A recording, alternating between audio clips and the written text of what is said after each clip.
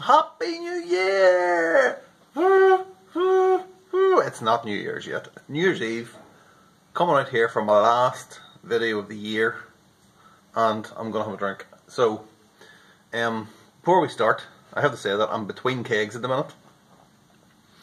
In fact, let's just get a drink for it, and then we'll talk about what's happened. So we're not drinking. Basically, we're not drinking anything on tap. So I kind of went to the bottle shop the other day to get some of this. This is like Black Bucket, fantastic stuff, absolutely fantastic. You go to the bottle shop, all these expensive beers, and that's the one that I always buy. So that's why I go. But that's not what we're drinking tonight. So I've basically got a couple. I've got Tangerine Tonic. Never tried that one. Might keep that for later on though. I'm gonna go with this. Not even sure what the hell this is. There's fancy, funky artwork. Panther People by Dry and Bitter. Pacific Pale Ale.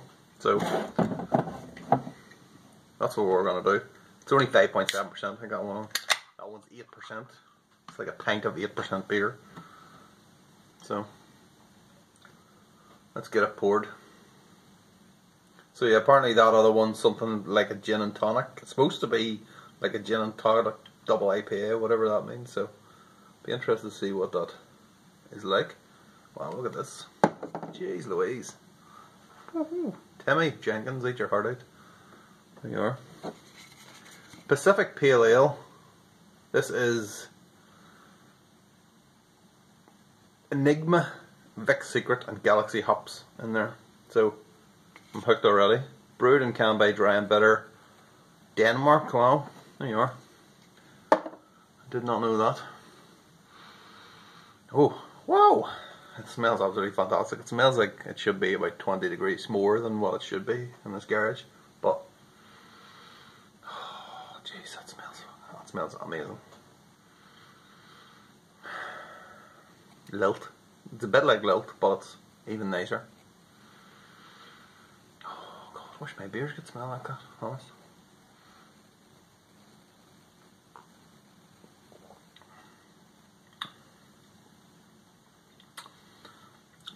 Yeah, that's pretty good. It's pretty good. Anyway, it's a bit more bitter. It's not a New England IPA, it's just like an IPA, but it's a kind of Pacific Pale Ale, whatever the hell that is. They're making up their own little kind of subgenres now.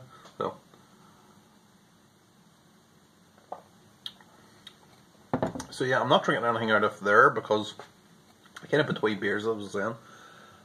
I have 4 beers ready for Christmas. The first one that went was the Sabro. It just kicked before Christmas even started, which is a real pain in the arse. So we've got the Two Hearted Clone, which is still going. It's not bad at all. I'm getting through it. There's a Brooklyn Lager clone in there, which I'm trying to age, trying to lager it properly.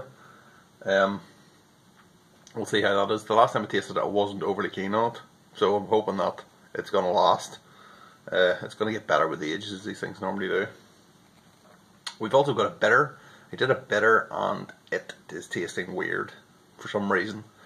I can't really explain what it tastes of, but it smells weird and it tastes weird. And when I was looking through the list of common off-flavouring beers, I would say the closest one would be a soapy kind of taste. Not even sure that's correct, but out of that list, that was probably the closest. So I don't know what to do with that. I don't want to drink it, basically. I'm going to leave it for a couple of weeks, see if it improves anything. It's already been sitting there for 3 weeks. I deliberately didn't even taste it until Christmas because I had all this other beer on top. And now I'm really kind of regretting that because I would have known it was shit and I could have brewed something else in the meantime. So, what do you do? So, that was the 4 beers for Christmas, which basically means I've got 1 beer for Christmas now. I'm down to 1 beer, which isn't good. I've just kegged another beer last night, which is a smoked porter. Now, I did, I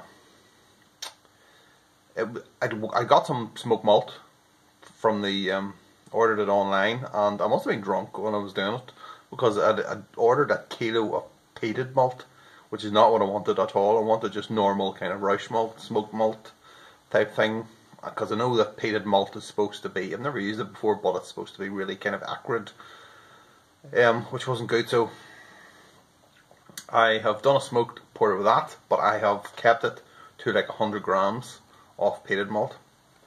It's in the keg now. Put it in the keg a couple of days ago. Had the first taste of it last night. I'm not drinking it tonight because it's not ready yet, so I don't want to drink it on camera and then something wrong with it. But out of the, considering it's in there, it's a porter and it's in there for like a day or two, it's not tasting bad at all. So fingers crossed for that one, because I think that might actually turn out to be pretty good. I think the 100 grams was, there's enough of a smoke flavour on it, but it's not dominating it at all. So far so good. We'll see what that's like in a week or two. So yeah, I had to then go to the bottle shop. But I was going to the bottle shop anyway because I needed to get, you see the gas bottle there? I had another leak on the in the keezer. Now I think it's the little tap. You know that you turn it on and off in the manifold, and because this is you don't know what way the manifold's going to go, so the tap swings left and swings right, either way. For some bloody reason, if you don't get it, if you don't get the tap 90 degrees, it'll leak either way. And I have put enough bloody plumber's tape around it to, it's probably enough to go to the moon and back, and it's still leaking. It wasn't leaking, it doesn't leak all the time, but it must have been leaking because I then tried it with my emergency bottle of gas. Thank God I have that, and no leaks. So it's only £20. It cost me £20 to get it, to get a new bottle, the bottle changed over, which is not an awful lot of money, like, if we're being honest. It's just the pain, it's just the bloody pain in the arse it is, especially when you don't realise until Christmas Day that it's happened. I mean, if I didn't have that little bottle, I'd be screwed. So yeah, that was a bit of a pain in the arse. So I went down to the shop yesterday. I think it was yesterday or was the day before, I don't know, but yeah, I picked up a new bottle of gas, and then obviously when I was down there, went to the bottle shop. I also wanted to go and get to the homebrew shop as well. There's one in Newtonard Road, Nature's Way you call it, because I don't have any yeast, because I done another brew at the weekend just past. Just go through, go back to basics, West Coast Pale Ale / IPA. Do that. We'll use the BRY97 yeast that I've got in there. That'll do that, and I'll get more yeast after that. Turns out the BRY97 was gone ages ago. Didn't realise. So I don't have any kind of bloody. The only other yeast I've got is like, Imperial Juice yeast and that type of stuff. WLPO 13, I think it is. Bitter yeasts. SO4, which I could possibly use. Nottingham, which I could possibly have used. But no, I found a little packet off Hug Norsk. This crossed my loof. Is it Kvik? I don't know, but it's Northern European ale yeast, so I don't really know what it is. It's kind of implying that it's some kind of Kvik, but I don't know if it actually is or not. So that's the one I'm using. I've had that for a few months now, so I thought, what the hell, let's just use it and see what happens. So even though it's Kvik, or is it fake Kvik? I don't know what the hell, whatever the hell it is. It says that the limits is like 28 degrees or something like that, but obviously Kvik should be like 40 degrees. So I'm not doing it any kind of high temperature. I'm doing it actually, started off 23 degrees and I've put it down to 21.5 now. So it's kind of at the lower end. So I'm hoping it's just going to be clean and nothing else. I know it kind of defeats the purpose of Kvik, because you kind of want, don't you? It's not the point of Kvik, you want the kind of, I don't know, all them flavours come off when the yeast is stressed, because that's what you want. But is it Kvik? I don't know, but frig it. That's what we're doing, and no one's going to tell me I'm wrong. So yeah, I just want to see it sitting over here, hold on. So basically picked up a packet of USO5, one was at the shop. I also got this, which is another extract kit. So this one is the sour ale, the Berliner ale. ABV 3.6%. This is probably not the best time of year to be doing this. Winter time, but wheat, fruit and grass notes accompany a tartness on the tongue that is both refreshing and invigorating. Ooh, invigorating, wow. This beer is crisp and light with a clean aftertaste and minimal bitterness. So, I said, I mean, I don't mind doing extract kits at all, but if I'm going to do an extract kit, I'm not really going to do like an IPA or something that, or a pale ale or any, or stout, anything that I can kind of do myself quite easily. And because I usually do, it's going to be something like that that wouldn't ordinarily do. I wanted to do a Berliner this year, never got around to it. So that is kind of, that's going to be next year. So I don't know, what is the date on that? Hold on. Does it say anything else about?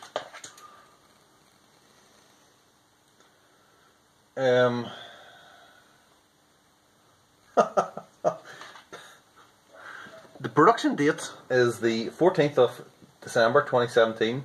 The best before date is the 14th of December 2019. So that's about 2 weeks ago. So yeah, that was clever of me. So yeah, great.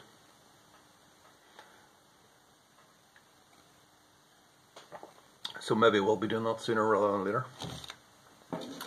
Okay, so it's New Year's Eve. What you do, New Year's, you have a look back in the old year and you have a look forward to the new year. So I made a quick list of the beers that I made last year. I think last year it's kind of the same as ever with me. It's up and down. Sometimes I make really good beers. I have like a string of really good, run of 6 beers that are really good, and I think I'm the bloody dog's bollocks, and then suddenly I have like beers just, and they're rubbish, a run of really bad beers. A couple that were chucked, I think, or well, there's one chucked actually, possibly 2 with this one. So yeah, I think in this I've learned to not get carried away with brewing and all this nonsense. I mean, at the end of the day, it's just, this is only a hobby. That's all it is. So you know, when you make a really good beer, I don't get carried away, and then at the same time, when I make a really bad beer, I don't. Even though it can be really, even you make a couple of bad beers in a row, when you can get really down, and you can get really disappointed, and just you want to give up. But I always try to think that, you know, another good one's just around the corner, so I try not to get too down about it. Sometimes it amazes me when I see people that have literally just started brewing, all grain especially, and they haven't really done anything before. They've just jumped in the deep end, and that always amazes me, and I really wish people all the best when they're doing that. But I like to take things slow, very slow, and just build and build and build.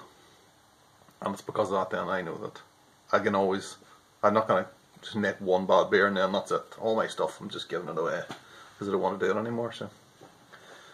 So yeah, anyway, so last year, 29 brews I had, which is pretty good going. So unsurprisingly, 11 of those were pale ales, like American pale ales and IPAs. We had 6 stouts and porters. We had 4 were kind of lager pilsners. 3 of them were New England IPAs, 3 were bitters, and 2 were other, whatever hell other means. I'm not entirely sure. But yeah, so that is it. So obviously, it didn't really surprise me. It surprised me that it actually made so many stouts / porters. I thought it made less, but there you are. So that's the second most popular one. I think it's probably going to be the same again for this year. I kind of, even though it's the winter time now, I really am craving kind of this type of beer. Pale beers, pale ales, IPAs. I tend to go around in cycles, and I don't know, I just want a bit of everything basically on tap, but I always want them. One dark beer, and maybe like a something in between, like a porter, or not a porter, a bitter, some description, or you know, we did the Scottish Heavy as well too. That's included in the bitter section. So yeah, something like that. So I think that's going to continue into the new year. I am probably going to be making more kind of lager type beers, that type of beer now that the RO water sorted out. I think that's one of the big things from last year, is finally getting that sorted out and then realising that, hey, I can actually make pale beers here that, you know, that don't taste odd, because they did before. So yeah, we may have another look at the New Zealand Pilsners again, because the last one of those was just terrible. And if anyone got one of those, I apologise for sending you one. I should never have sent that out, because that was atrocious. But yeah, I might give that another crack. Get some Nelson Sauvin. That's a hop I really love dearly, and I don't get enough of it because it's like, it costs $9.50 or something like that for 100 grams, something crazy. Just waiting for Timmy to you know, to source some, to give us a discount. So Timmy, that is your job for 2020. 2020? God almighty, it's amazing. 2020, the year 2020. We're in the future. We are living in the future right now. It's amazing. I never thought I'd see it. I always remember, this is just turning into a ramble here, but I always remember playing with like toys. Now this is showing me age here, but Space 1999 toys. And I used to think that, you know, the TV show, and used to think 1999, that's like so far into the future.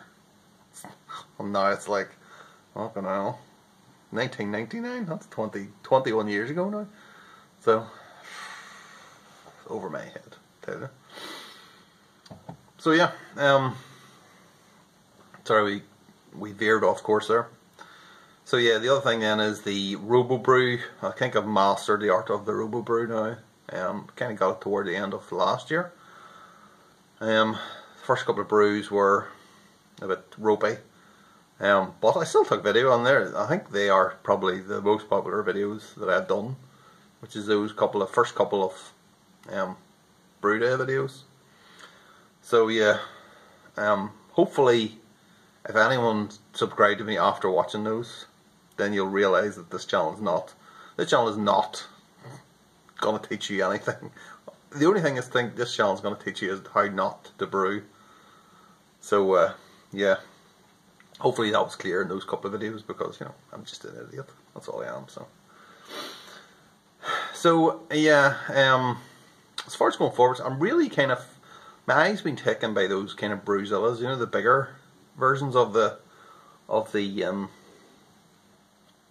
all-in-one systems, and the G70, that new grandfather one.